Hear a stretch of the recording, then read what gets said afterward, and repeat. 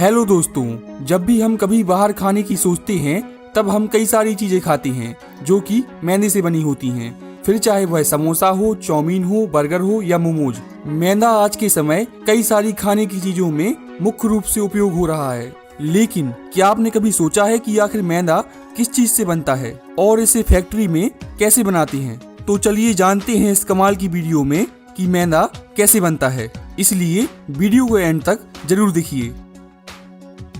दोस्तों, आपको यह जानकर हैरानी होगी कि मैदा मुख्य रूप से गेहूं से ही बनता है, जिसके आटे से बनी रोटी हम रोज ही खाते हैं। लेकिन फिर मैदा इतना अलग क्यों होता है? इसे समझने के लिए आपको गेहूं का स्ट्रक्चर समझना पड़ेगा। एक गेहूं के दाने के 3 हिस्से होते हैं। गेहूं की सबसे ऊपरी परत को ब्रेन कहते हैं। इसमें फाइबर और मिनरल पाए जाते हैं। गेहूं के बीच वाले हिस्से को एंडोस्पर्म कहते हैं। इसमें मुख्य रूप से कार्बोहाइड्रेट और प्रोटीन होता है, स्टार्च और ग्लूटेन के रूप में।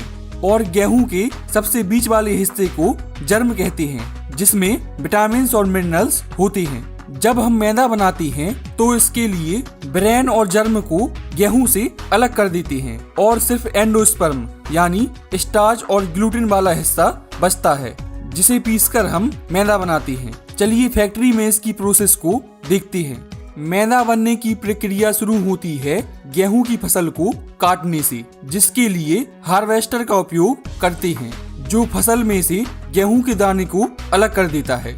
जिसके बाद गेहूं को बोरियों में भरकर ट्रक या ट्रैक्टर में लोड करके फैक्ट्री में भेजते हैं। फैक्ट्री में गेहूं को डंपिंग या इनटेक पॉइंट पर खाली कर लेते हैं, जिससे गेहूं जाली से होता हुआ अंडरग्राउंड भंडार में जमा हो जाता है। वहां से सैंपल लेकर सबसे पहले इसकी लैब टेस्टिंग की जाती है और जिसके द्वारा गेहूं में नमी, प्रोटीन, ग्लूटेन, मिनरल्स आदि की जानकारी प्राप्त की जाती है। इसके बाद अंडरग्राउंड भंडार से एक खास बकेट कन्वेयर द्वारा गेहूं को फैक्ट्री के सबसे ऊपरी सिरे तक पहुंचाया जाता है, क्योंकि ज्यादातर फैक्ट्रीज में टॉप टू बॉटम अप्रोच अपनाई जाती है, जिसमें ग्रेविटी का इस्तेमाल करते हुए अनाज ऊपर से नीचे आता है। ऊपर पहुंचने पर गेहूं को सबसे पहले क्लीनिंग प्रोसेस से गुजारते हैं, जिसके द्वारा इसे साफ करते हैं। सबसे पहले होती है प्री क्लीनिंग प्रोसेस, जिसमें इसे ड्रम सीव से गुजारते हैं। इसमें एक ड्रम की तरह घूमती हुई छन्नी लगी होती है, जो गेहूं में से रस्सी, प्लास्टिक, कागज जैसी बड़ी बड़ी चीजों को अलग कर देती है। इसके बाद गेहूं पहुंचता है ग्रेविटी क्लीनर में, जिसमें एक के ऊपर एक कई सारी तिरछी छन्नी लगी होती हैं और गेहूं ग्रेविटी के कारण धड़कते हुए नीचे आता है, जिसके द्वारा अन्य फसलों के दाने और डंठल आदि को साफ किया जाता है। जिसके बाद गेहूं एक फ्लो बैलेंसर से गुजरता है, जिसमें एक स्टोरेज टैंक भी जुड़ा होता है, जो गेहूं के आगे बढ़ने की मात्रा यानी फ्लो को कंट्रोल करता है। अब गेहूं को मैग्नेटिक डीस्टोनर से गुजारते हैं, जिसमें एक बहुत बड़ा इलेक्ट्रोमैग्नेटिक चुंबक लगा होता है, जो गेहूं में से लोहे यानी आयरन की चीजें जैसे कि नट बोल्ट, तार के टुकड़े आदि को अलग कर देता है, इन्हें चिपकाकर। इसके बाद अगले प्रोसेस में इसे वाइब्रो सेपरेटर में भेजते हैं, जिसमें वाइब्रेट करती हुई छन्नियां लगी होती हैं, जो लगातार हिलती रहती हैं, जो गेहूं में चिपके हुए डंठल, बाली और कई छोटी चीजों को साफ कर देता है। जिसके बाद गेहूं पहुंचता है डीस्टोनर में। इसमें खास प्रकार की वाइब्रेट करती हुई जाली लगी होती है, जो हल्की सी झुकी होती है और नीचे से हवा भी लगातार फ्लो होती रहती है।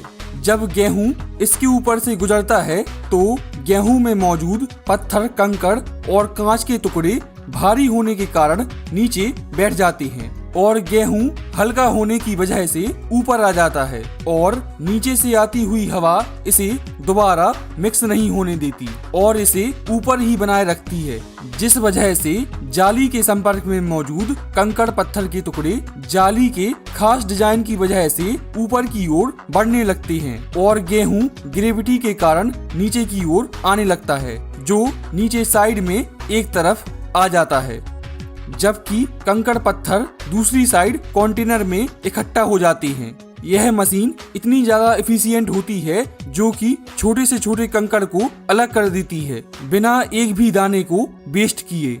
इसके बाद गेहूं पहुंचता है स्कोरर में, जिसमें एक घूमता हुआ रोल लगा होता है एक ड्रम के अंदर, और ड्रम और रोल दोनों के ऊपर कई सारे दांत जैसे लगे होते हैं। इसलिए जब ड्रम और रोल के बीच के थोड़े से गैप में गेहूं को डाला जाता है तो घर्षण यानी फ्रिक्शन होता है गेहूं के दाने और दांतों के बीच में, जिस कारण दानों पर जमा मिट्टी और भूसा अलग हो जाता है, जो नीचे जाली से गिर जाता है और गेहूं के दाने अलग हो जाते हैं। इसके बाद गेहूं को एस्पिरेशन चैनल से गुजारते हैं, जिसमें गिरते हुए गेहूं में पंखे की मदद से तेज हवा को गुजारते हैं, जो गिरते हुए गेहूं में मौजूद भूसे और डस्ट को उड़ाकर अलग कर देता है, जिससे हमें साफ गेहूं मिल जाता है।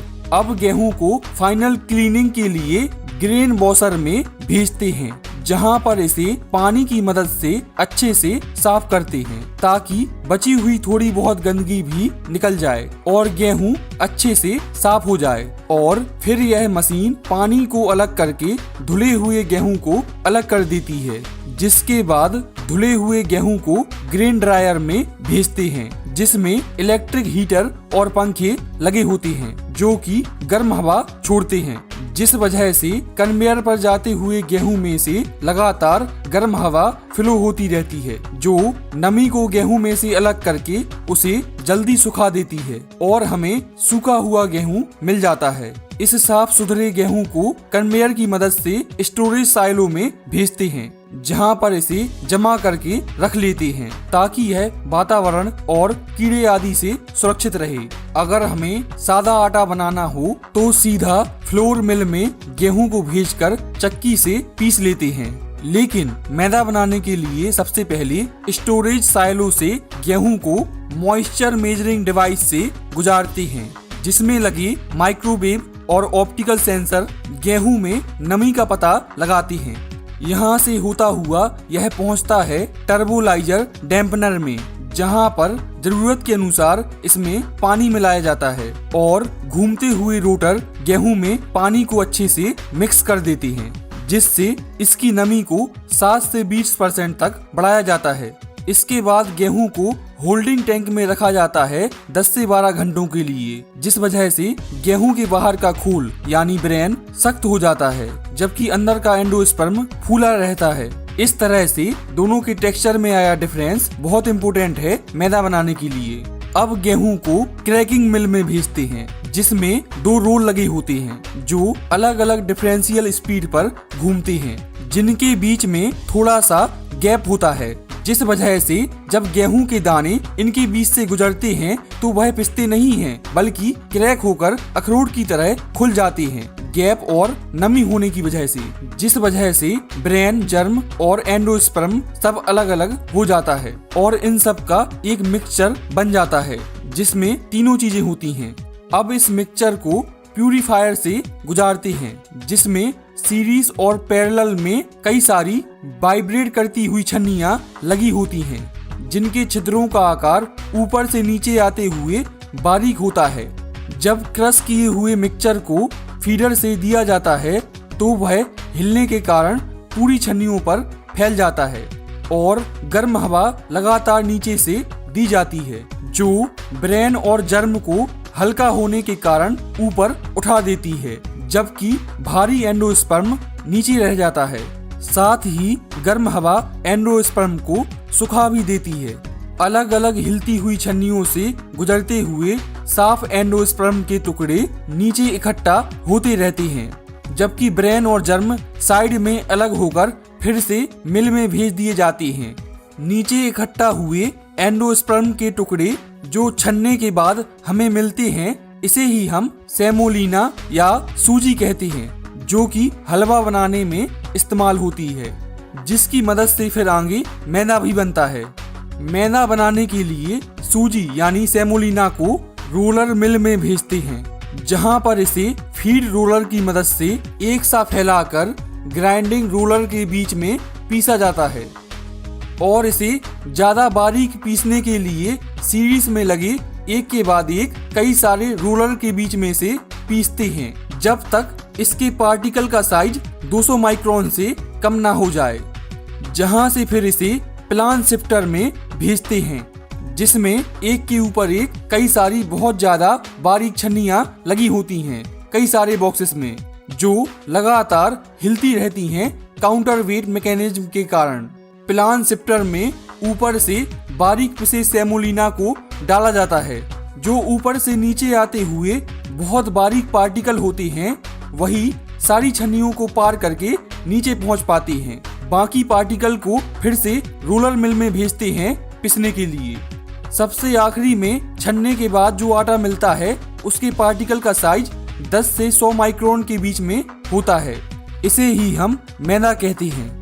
लेकिन अभी भी यह ज्यादा सफेद नहीं होता, क्योंकि मैदा जब हवा के संपर्क में कुछ समय के लिए रहता है तो ऑक्सीडाइज होकर अपने आप सफेद हो जाता है। लेकिन कई बार कंपनियां इस प्रोसेस को जल्दी करने के लिए इसे पेरोक्साइड या पोटेशियम ब्रोमेट की मदद से ब्लीच करती हैं, ताकि मैदा जल्दी सफेद हो जाए। लेकिन अभी भी सबसे इम्पोर्टेंट क्वेश्चन यह है कि आखिर जब गेहूं से ही आटा, सूजी और मैदा बनता है तो फिर स्वाद में इतना अंतर क्यों होता है? इसका सबसे पहला कारण है मैदा में ब्रेन और जर्म का ना होना, जिसमें फाइबर और मिनरल होते हैं जो कार्बोहाइड्रेट के स्वाद को कम कर देते हैं। और दूसरा सबसे बड़ा कारण है पार्टिकल साइज।